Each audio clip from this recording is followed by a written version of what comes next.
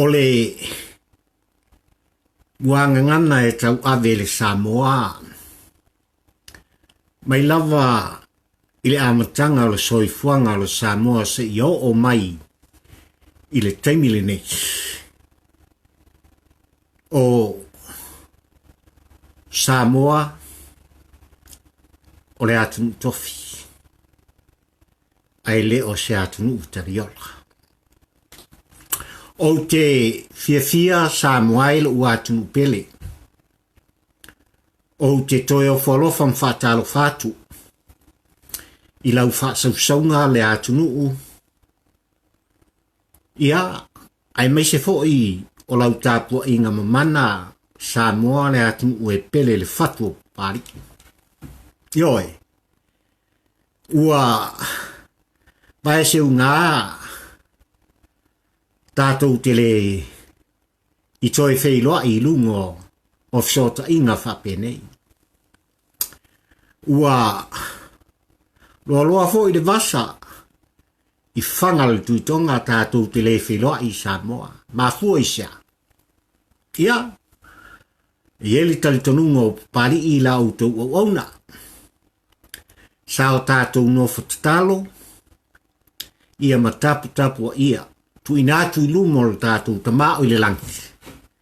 Ia tūlanga e pei ona iai le sa iringa māloa oe le Samoa.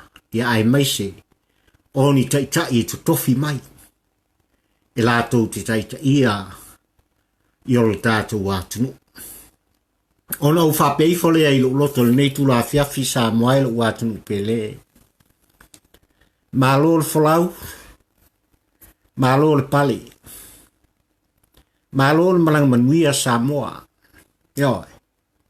O tūlanga whaaluplupeina o le tātou atunuu o la leo o iei se whaamtalanga pali i nei fiafi. Ai, ona ua whaosofia langona e fia pese le au auna. Ua whaosofia fo i manatu e fia talitala noa le au auna. Ia ona o le whaalongolongo pe i tūlanga e pe ona iai. Ia le whesoa inga o le samili nei vai tau i le wholaunga le tātou atunuu moona upu whai. Ona o whapea tuai lea lo ua atunuu ue, tā lofa Samoa. Mai lava i maunga te tele, se i o lava i Sa'ofaapito i titi o la autinifu o Samoa i tutonu mawhafu.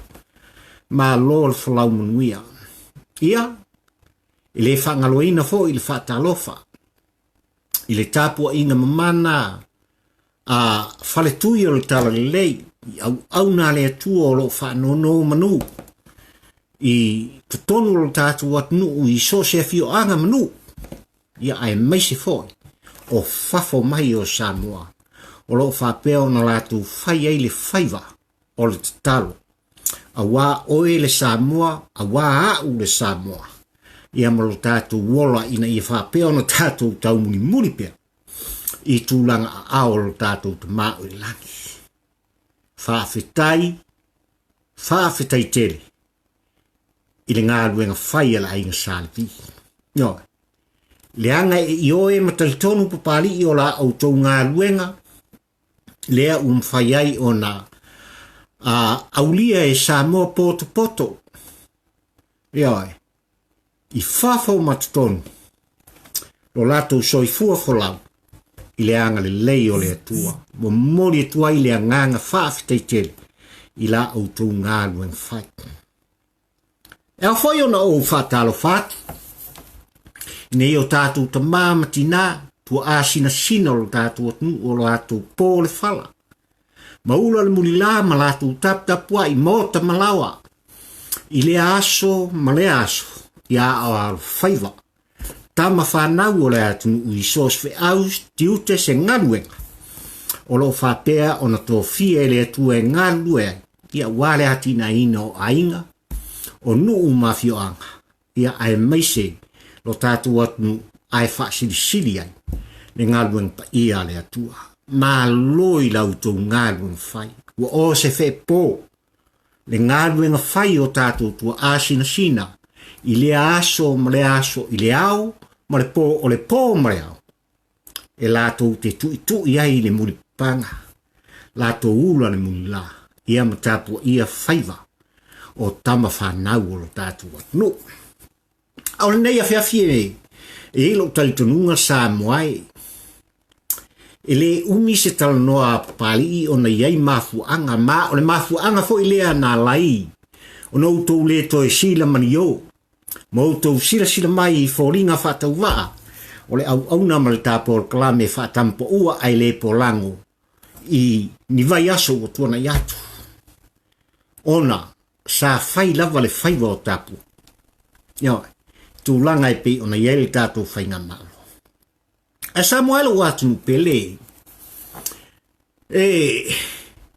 taulava ina uto e whaamanatu i ate oe. Ina ua tāwhiloa i le nā tausaga i lunga o sota inga whapenei. Ua whaia e le tangata na tatalo i le atua e whua i le poto moia.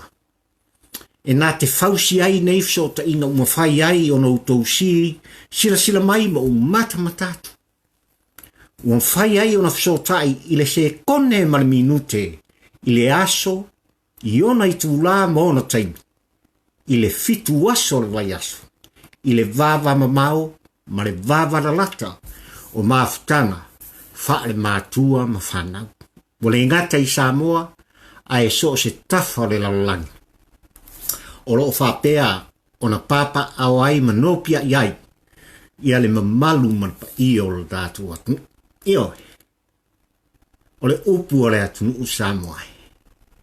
O Samoa, o le atunuu tofi. Ai le o se atunuu taliola. Ma o le upu lea e tau ave pea e papali i so se mea. Ma so se vai panoa o le lalolagi e whapena. O no iei le au auna e sisi pea. Le wha malama. Ma tilo. Io. I le lau whanua filemu o Samoa. Awa o lau sio manga. Ma lau whasinonga. E whapena o na tātou tilo pe iai. Io. Le nei a whiawhi Samoa o te ioe ma o talitonu lo ua atunuu. Ua no foilo. Le vaa o le Sa'ofaapito i au tau finangalo mo. Malo loto. Eo. Ua whapena fo i o na tānu mai i au tau langona ma so manatu tūlanga e pe o na iaile tātou atunuu. A wae au na tātou patpatia le alofa o le atua. E mahua i se ase whamtalanga pari i nei e whiawhi. E sale lo tātou patpatia le anga le lei o le tātou te mā o le langi i Samoa A wafoi ua ia tofi. Tai o le tātou atunuu. Ia. Ua ia tofi mai tai o le tātou atunuu sa whai ai le filifiliaina whai a Samoa au. Mai lava i tūnua se i o i pule ono i sala whai. Ainga le tai ma le waa au whonti. Ia. Sa o tau tusi a au. Sa o tātou tatalo, i le atua, filifili taitai. Ni taitai e tutoa, taitai e alolofa. Ma moni, lo latu alofa mo oe le Samoa. Ia moa u foi. Le Samoa tau mawhai. Ia. Le awhiawhili nei Samoa ua mafua o na o manatu. Se o tātou talakala noa, avatu au mai to solo ta fala e pe ona masadi ai ia lau tu mal tātou wanga ia i whafsanga inga ai mai se fo i o mafutana whapene tātou tala noa ia o le are mea o tupu o ai se a o whape ai ia le whaato whala inga ma le whaautoutanga ai sea wanga ruai le ngā taifale i whina ngalo o lo tātou atunuu. Ai sea wale mautonu wai. Lo sa Samoa o lo whapea o na tātou wholau wai. Ia. A pea ona tātou wholau mai. Mai lava I le taimi sa whapea. Ona tātou kolone ai I malo te tele o le lalolagi se I o mai lava. Ina ua tuto o tasi oe Samoa. Le atunuu pele. Ona o sa ilinga malo. Atua a ma matua ua tō whawha mai malai e matia. Aoi. O le ale mea ua tupu I le asona nei. O le ale mea ua tupu I le vaitaule nei. O le ale mea ua tupu I le lua afe lua sifuma le tasi. O se tausaga e whapea ona tātou moe miti ai.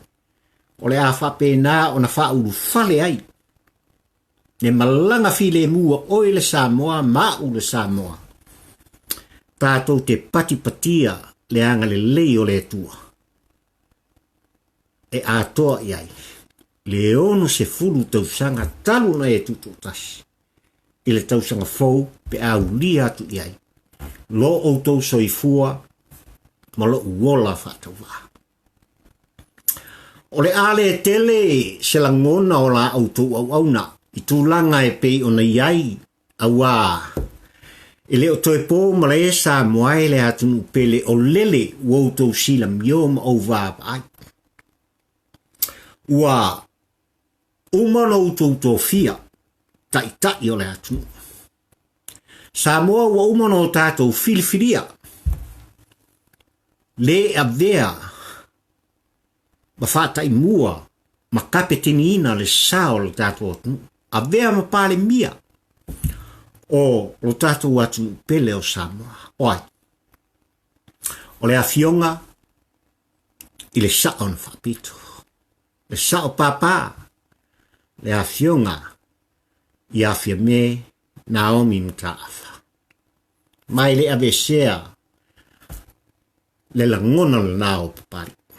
Yo. O te whaafetai whai I lo lava loto o Samoa e malau whaafonga I nei tūlafia.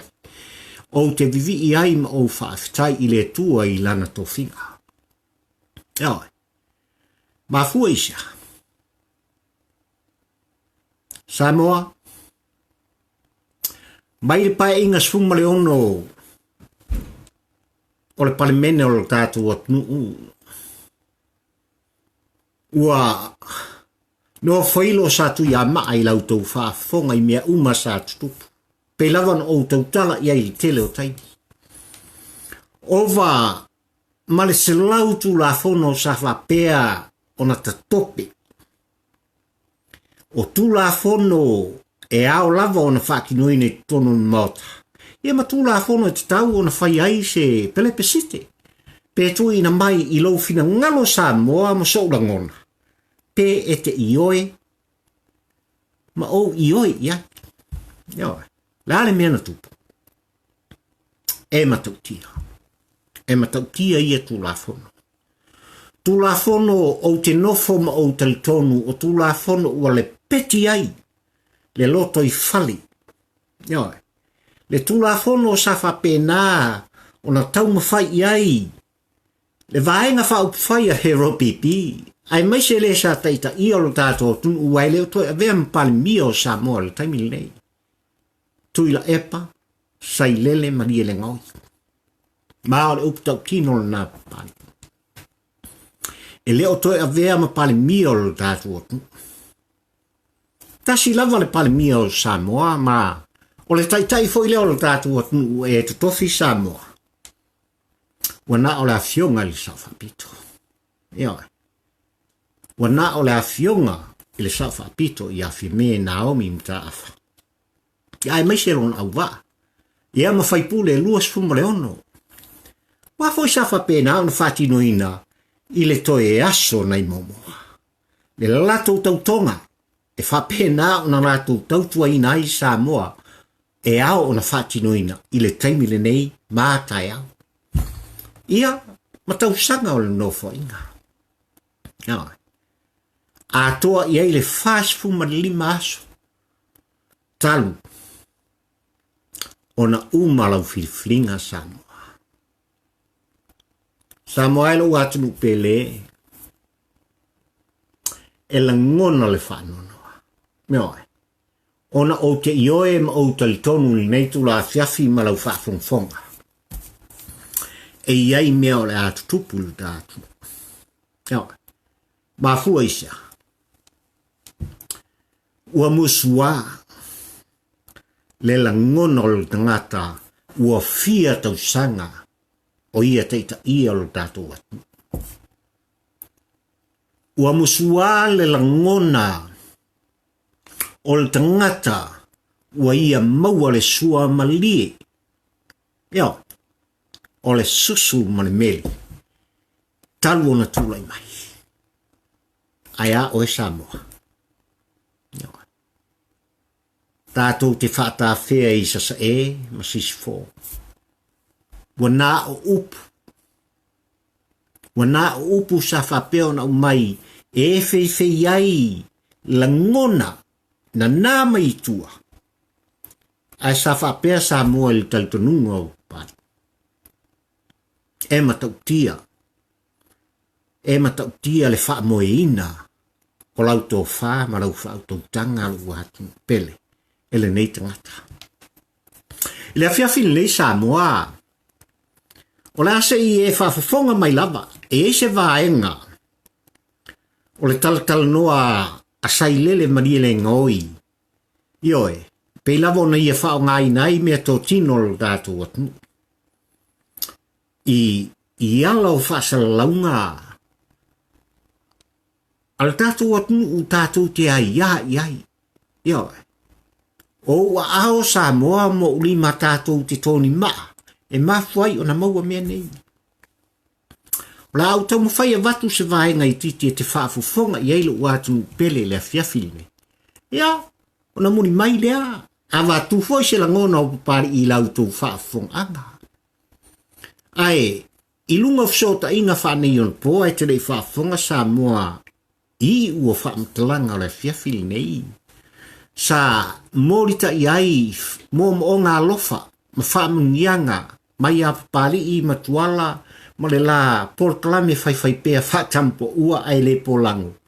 Ina ua whapena o na pale mai. Le ulua i tamaita'i ua avea ma Palemia o le tātou atunuu i tala Sa'ofaapito. E fitu i ai. E lona fitu i ai Palemia o Samoa. Le afioga ia Fiame Naomi Mataafa ai maiselon auwa. Ma sui fai pule ua e filfilia mai lea i tu malo ma lea i tu malo. Sa whapena o na taun fai e tusiat. Ma o langona na sa o nofnofo ma o whaatali se i meane sau se taimi. Ia ona wha leo lea o le te leo le whaafitai. Ma whaamanuianga. A o le afiafili. Ua mafua se langona o la utu o na se whai atu se whaamtalanga. O langona o sailele marile ngoi e whapea na i e talanoa ai. E matautia. Ai usi mai alau whaafonga i sina vaenga nei. O lana whaatalanoanga ai maise. E ua le si whasalau e pule ai o e Samoa ma ule Samoa e lua api le nei e fiafi. E masalo o tau whaafongai. Ala ua tua sina vaenga na mafu ai. Ona o manatu se i whai se tātou tala. Se i o tātou whale, tosolo tātou whale. Ia ma tātou tongi maa iai. A wafoi. O oe maa u o le Samoa. O oe foi maa. E iai lo tā ia. Isi o tātunuu o Samoa. Ia, marfa ngā solonga o anga whai. A usi mai lau whaafonga Samoa.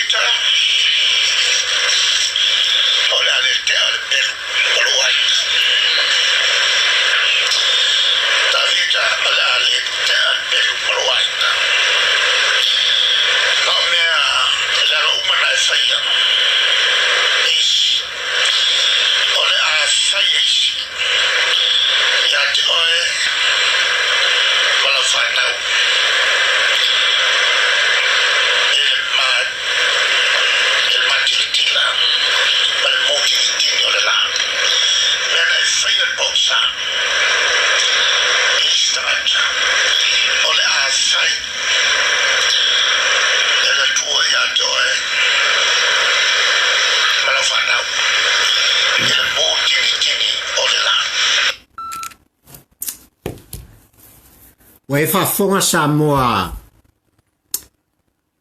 i le leo sa i lele mrilengo. Ioi. I le nei e fiafi ma le whaongaina e le sa ave i ailo tātou faatautoina. O le sa tula i mai i le lua sfuma le lua tausaga na tofi ai e nā te taitaia le atunuu o Samoa. Ma le whainga, ma le vaenga whaupwhai sa whapea na lātou wholau mai i le toe a whaasful tausaga o le lātou nofo inga. O le asau whaafonga Samoa i le fiafi nei. I tu atu o upu atu i le epa i le fiafi nei. Ua ia whaa lawilo ai le usuia o le fontanga a le heropi pi le asongfua i le maota o Samoa. Le maota i tia whau. Eoi. I le maota i tia whau. O la ngona na tuila epa. Samoa elo watunu pele o te manatua ia le saanga se tasi o tamamatua i le Palemia. Le sunga i aluflufi i lainga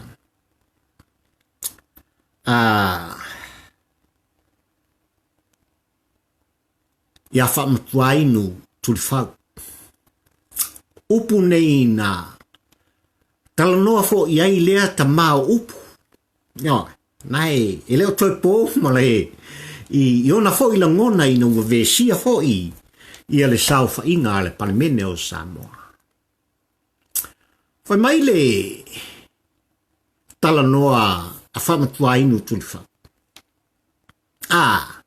O le tātou mata upu i le taiao le nei, e fōlinga mai, ua le ese mase tainamu e momoe ai, le urunga lii, ma se ala whanau e to ono.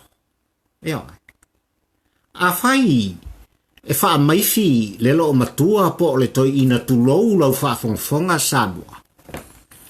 E lātou te mana vaina uma. Lea wha maifi. Wā upu moni ia sa whapeo na talanoa i ai le sunga i aluflufi. I tutonu le mota. Ai whai mai le maale lenga le tui atua. Lata mai nei ai le whātalanoanga mal polklame al TV lua le kalesia e whakasa.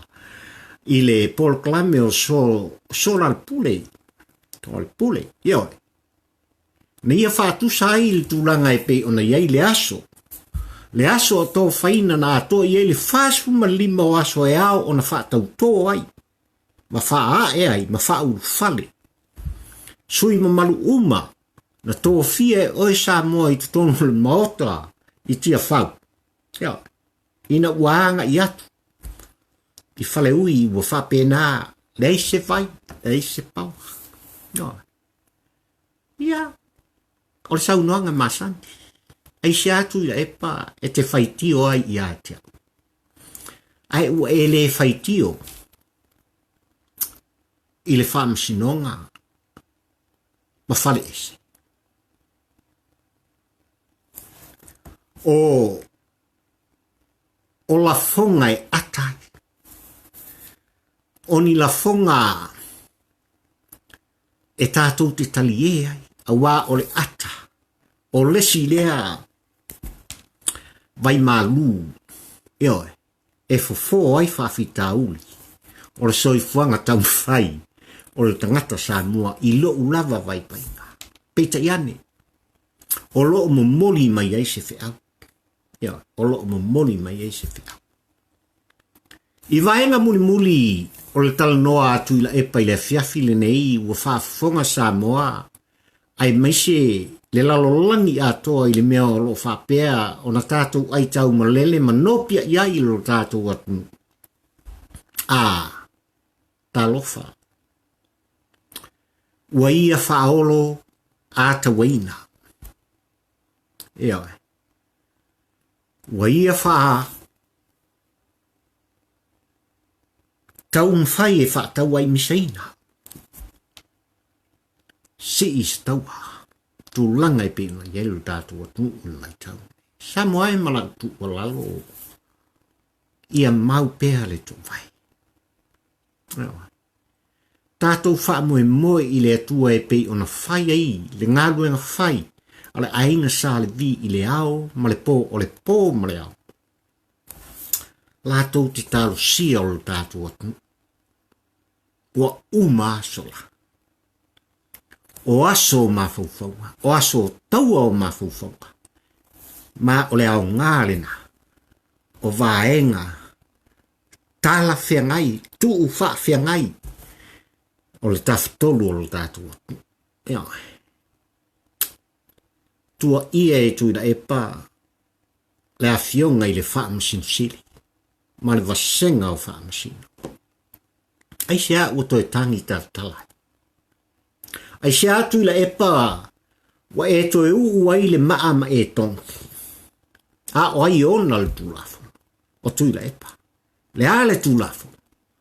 Pili e tolu nei sa tātou invesi mai sa mua. I le nā tausanga ua tuana i atu. Ma le tausanga muli o le paeaiga sifumale ono. Pili e tolu sa whapea no atu ai tua. I lātou mai tutonu o le hero PPE. Mo lātou tau mawhai. E whato sina le tō whā ia lii mawhaipule. O nuu mafio anga ia i oe mai. Se vaenga i titi.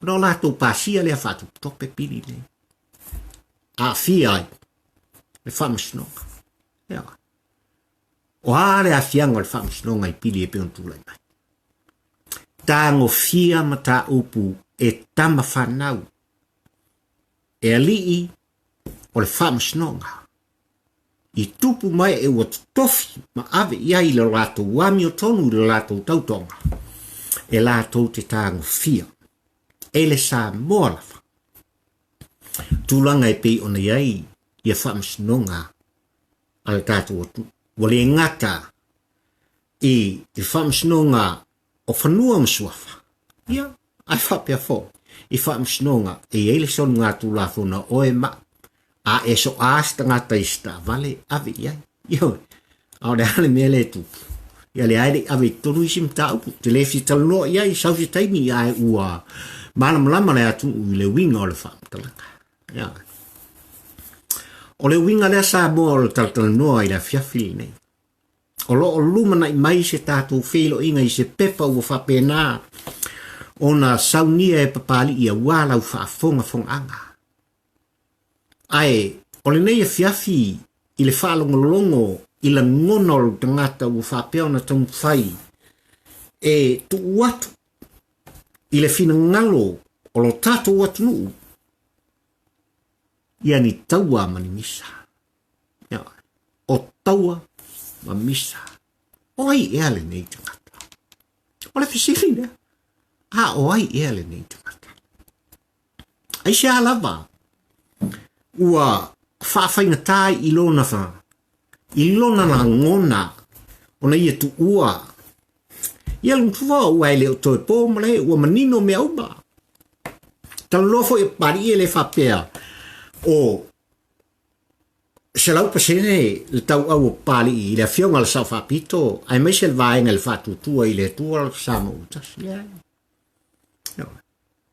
e tala noa i le fatu e avatu le tala noa ngā papali i lau whafongfonga Samoa i lona fatu i le talitonunga o tātou o tangata sa ini maa o Samoa o le atunuu tofi ai le o se atunuu taliola ma o le mafuanga lea sa fa'aosofia ai la ngona vai o le auna e pese i outou luma mai lava le nā tausanga ia se ia o malinea fiafi le fau outou to e sila mai o mata o lea ai pese pese na mafua ona o pese sui le malo sui le fainga malo ina ia whapea ona tātou una ia ese ma fuli ese le hero pipi ma tui la epa i le latou taita inga o le tātou malo Samoa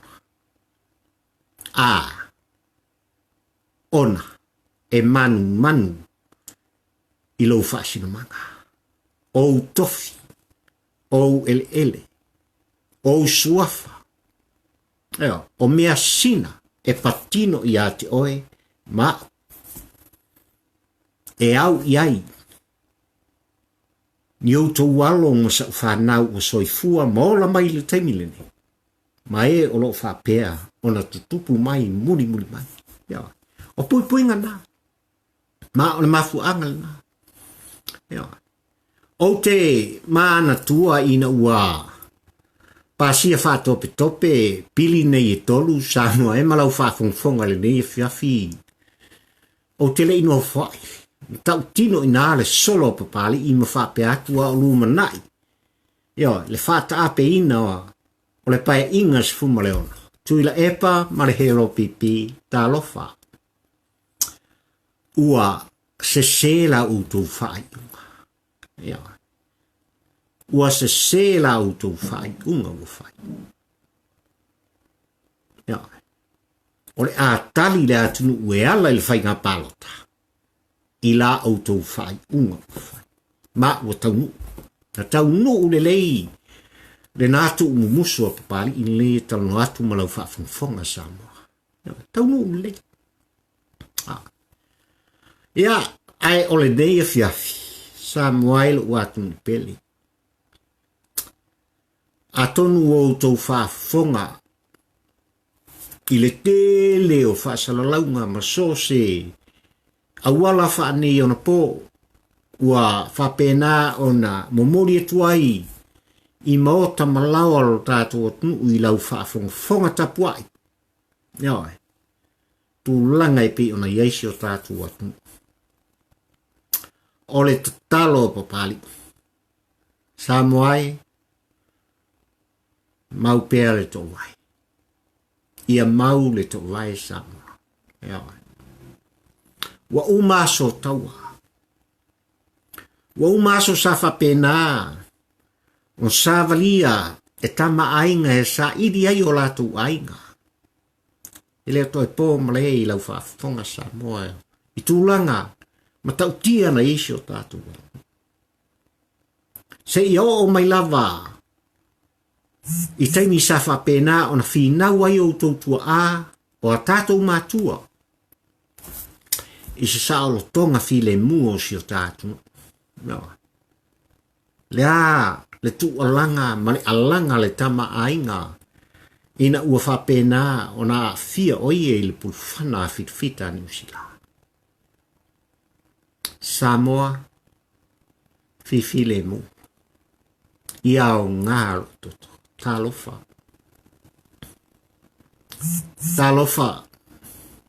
talofa idea ma le lenga pe a fai e whaangalo e so o se Samoa ia mauna nei e talo atu. Ia. O se male lenga e o ti ai le loto ma le mawhauwhau I taimi uma pe a whai e tatangi mai pea I lau whaafonga mo o talinga. Ia. Ai ua le vai tau le. E matautia. Le lua o lua sfumaltasi I tu langa e pe o iai. O le a wha uma se whamtalanga pali, tauia ina o whapeifo I lo loto. Lau fionga I le tamaita'i filfilia, tamaita'i Palemia filfilia o Samoa. Lau fionga I le Sa'ofaapito Fiame Naomi Mataafa Mulinuu. Sanga ia e aioltai. Ioi. I lau fionga le tamaita'i Palemia. Ai mai se lo au waa o tofia. Ai mai se o sui fai pule o afioga mai tu malo. E luas fumo le ono Samoa. Ua umo na faatautoina. Ioi. Tanga ia e aioltai. I la auto ngā lueng fai. Ioi. O le upo papali I ma le nganga whaaloalo I lau fionga I tamaita'i Palemia muamua o Samoa I lon tala Sa'ofaapito. Na uluai avea lo tua a ma Palemia o Samoa I tasiva ono sumalua. Ioi. Lua afe lua sumalfatasi ua filifilia e Samoa o e Fiame Naomi Mataafa. E fitu iai wha solonga ma Palemia ua tūlai mai o e kapitinina le sao tātou. Oni numela e matautia lon faamtalaina. Ia, mai di tasi le fitu e le to iai se faamtalanga pari mori atu. Le taltonunga ua no fale sa tu ia maa I le mamalu o tātou atu I le winga o le upu ma le faamtalanga ma le anganga whaaloa. I le tāua o tofinga al tātou atua I le tangata ma lana e whai. Ona o whapea tua I lea I lau fionga I tamaita'i Palemia o tātou atu ma lou au wa o tau ma mana. Ia whamanuia le atua o sāpota I lau tau tūlai mai. Ia. Awani o tātou toe manatu I le pola e motu I tua. Le tu alanga a le tangata le nei sa whapea tātou te whaea I ai. I toe taimi ma toe aso o lona o langa. Mai mau le lua suma lua tausanga tui la epa. Mai mau Le lata i le fase fulu tausaga le heropipi sa outou atina inai lo tatou atunuu i galuega fai te le selu atu mai mau sia ua outou toe nonofo lava ioe ua outou toe nonofo lava tui la epa ma le heropipi ma outou toe faatitipa tulo ia te outou e ala i outou galuega sa faapea ona atinaina ai lo tatou ioe pafua isa ua outou le malolo le tamai ma o le mafuaga lea ua outou saga finafinau ai i mea sesē e tau faaseseina ai le faafogafoga a le tatou atunuu ae mai se a'u lenei o te talanoa atu i tulaga e pe ona iai faiga palota le tatou ioe tala masani al tusi mai senga koe kau al ka mo nganga mang ioe ile mai asa ia kam fai fa kau ai ioe kalofa Samoa lo watu no pele ya le nei fiafi ya aswat mai malu i puenga i lautou fong a fai fo o sala manga i se fam talanga pari ile nei fiafi ia on o la ngona o lo nofo malo o lava tangata Samoa e ao ona outou tala tuai ma le nganga whaaloa malu avi fale se la fonga ala outou ai o te talo i le atua ia whapea ona iai le file mu o lo na nganga mo Samoa ele ngata i tutonu lo tātua atunuu a mata mai lava i maunga tele se yo i maunga iti wale pa ia i ainga malatu tama o tama foi mo latu ainga tunua mapule i tu au malatu o ainga le tai ma le waa o fonti au whainga luanga te talo le atua ia iai le file mu o lo tātua te maa o le laki Samoa i tau malele i so se tafa o le lalolagi o lo faapea ona outou nopia iai o le talo pale ia tatou tau fai te talo fatasi tatou tuina atu i le atua e ala i lau te talo ma le tatou anapongi tulaga uma e pe ona iaisi o tatou atunuu i le nei vaitau o le soifuaga i lo outou soifua ma lo no ai ole toi upo pali wa umona tofi ele tuo tatu tuta yo wa tulai mai le afioga i le Sa'ofaapito le afioga i Fiame Naomi Mataafa o le ulu ai tamaita'i yo i le talafa solopito o le ngata i Samoa ma le atu Palemia ai mai se le Pacific wa avea ma Palemia lona fitu e nā te faatautoina ma kapetenina le sao Samoa mo lona upfai i lona paeaiga se fuma le fitu whamanuia le atua i lau fionga le tamaita'i Palemia ai mai se lau auwa ma fai pula le mota ai sili ona whamanuia le atua i lau tapua'iga Samoa i lau atunuu pele i le nei tu la fiafi ia maua whaasausauga file mu o le po ia te oe Samoa ona o whapeifo lea i lo loto tātou te toi whiloa i se teimi lata mai i le tele o mawhauwhaunga sa whapea ona tū whātisia i tūlanga i pe ona iei lo tātou anu a le o tai au o le aso tōna i o la autou whaafonga i lau pepa ma mawhauwhaunga o le tampo ua ai le polanga sa tu fatasi tu langa i pe ona ai on o le polene ia wana o se avea wana o se fa manatu tatou te talo upu ia na tautala iai sai lele malinga ngoi e lautou whaafonga o upu o taua mamisa uia tau mawhai ai e na te whaolo tauaina le whaafonga Samoa. I so se tu malo, i so se fioanga, ma so se nuu o tātou atunuu. Tātou te talo ina ia aua, ma awalama. Nei tupu, a ia whai se tapu. O te alofa tele mo oe Samoa lo wātunu pele ono uwhape i fole i loto. God bless Samoa. Ai wha soifuaina. Mo le nei taimi o le afiafi. I love you, son.